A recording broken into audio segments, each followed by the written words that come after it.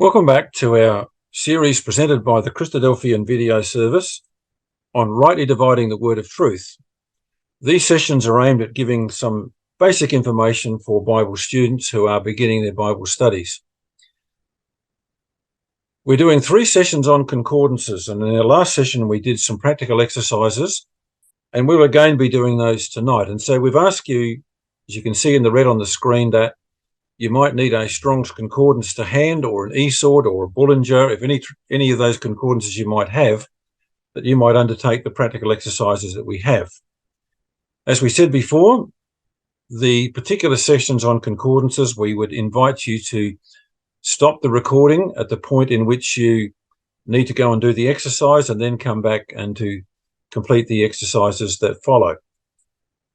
So the previous homework was to trace the English words martyr and martyrs.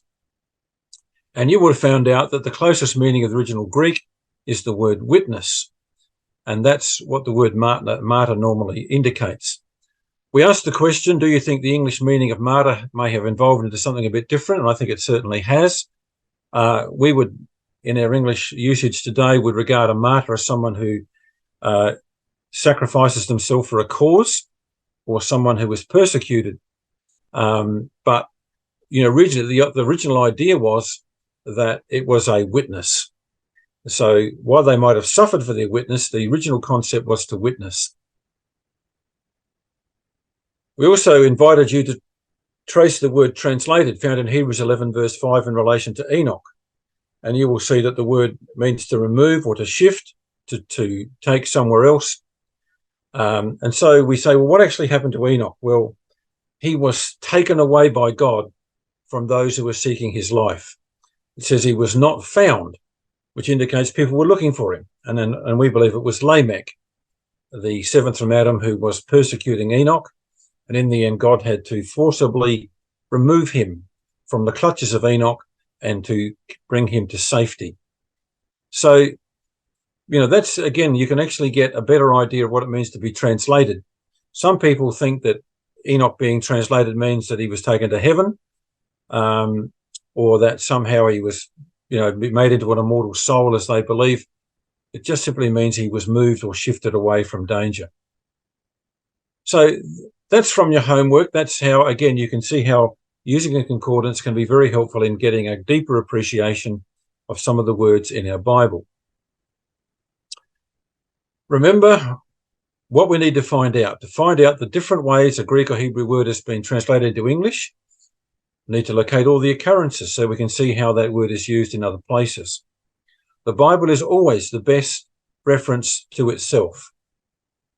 Check how many times it's used to see if it could have been better translated. Looking at the root words, which might give us an indication of how it should have been translated. Remembering root words are not the full picture. The context may influence the way a word is used. Work out better translations. Choose the best application for the particular context you're working in. And be aware, some Hebrew words have totally different meanings depending on the context. So that's why we go to concordances. Remember, we use concordance for the simple location of verses or for finding themes. Bullinger or Vines for tracing Greek words only, getting the original meanings. The twat for Hebrew words only, and particularly the way the words are used. Strong's and Young's suggesting meanings covering the whole Bible, and they trace root words. And Englishman's covers both Greek and Hebrew words. So all of the concordances have slightly different usage. Let me talk about Bullinger.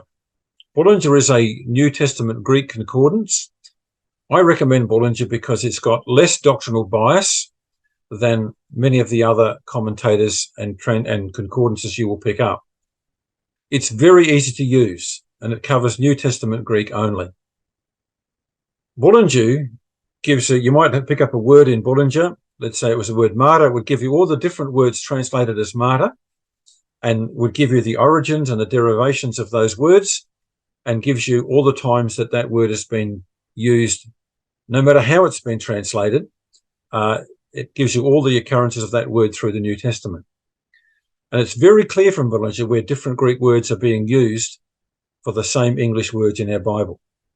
So Bullinger, I highly recommend, because you get a helpful summary of origins, the usage and the meaning of different Greek words.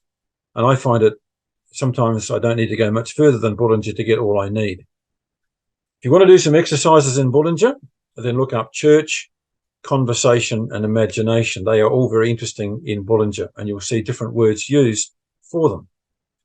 So again, if you want to stop at this point and go and look up those up, if you have a Bullinger's, it's a good exercise to do. If you don't have a Bullinger, I highly recommend you get hold of one. Well, here's an example from the Hebrew. So we'd ask you to look up the word in Strong's, the word sotish, which of course is an old word that we no longer use, found in Jeremiah 4 verse 22. So find out what it means. Look up the 3 Hebrew words that are used for soothsayer in our Bible. There are 3 different words translated the same word in the English. So what are the basic ideas that lead to these 3 words being used and translated as soothsayer in our English Bible? So again, just a little exercise in Hebrew words using your Strong's Concordance, or if you have Twat or any other Englishman's, you can certainly do this exercise in that way. More things for you to do using Hebrew words and now using Strong's. Look up talebearer. Look up latter rain in Joel 2 and note the idea of eloquence that comes through. It's not just talking about water falling from heaven. There's an idea here of eloquence being brought forward. And you'll see how if you take that line of eloquence, that this word translated latter rain can also be translated a teacher or a teacher of righteousness. So again, a very interesting use of a double meaning in a Hebrew word that you can find in Joel chapter 2. Very interesting exercise when you go into the Hebrew and you just see how different it is to the English language. Some more Hebrew words to trace through. Look up the word pillar. Noted it's translated from 3 different Hebrew words. Can you see the different shades of meaning? Why are they all translated as pillar when it could mean something else? Look up in Leviticus 26 verse 25, the word quarrel. Is there a better translation than a quarrel?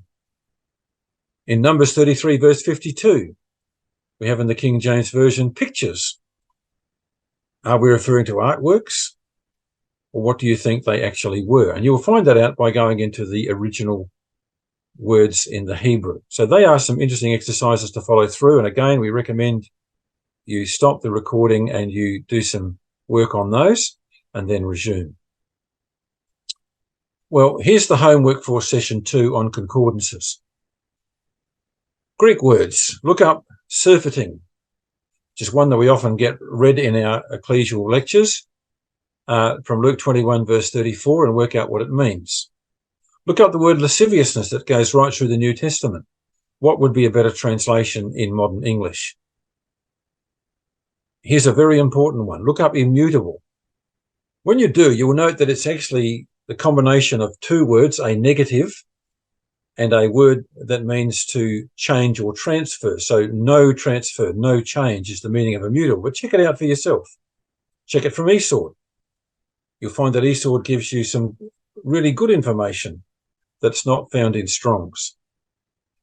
Use eSword also to go back and review surfeiting and lasciviousness.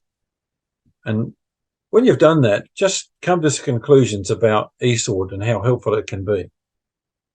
So that's your work on concordances and our second session.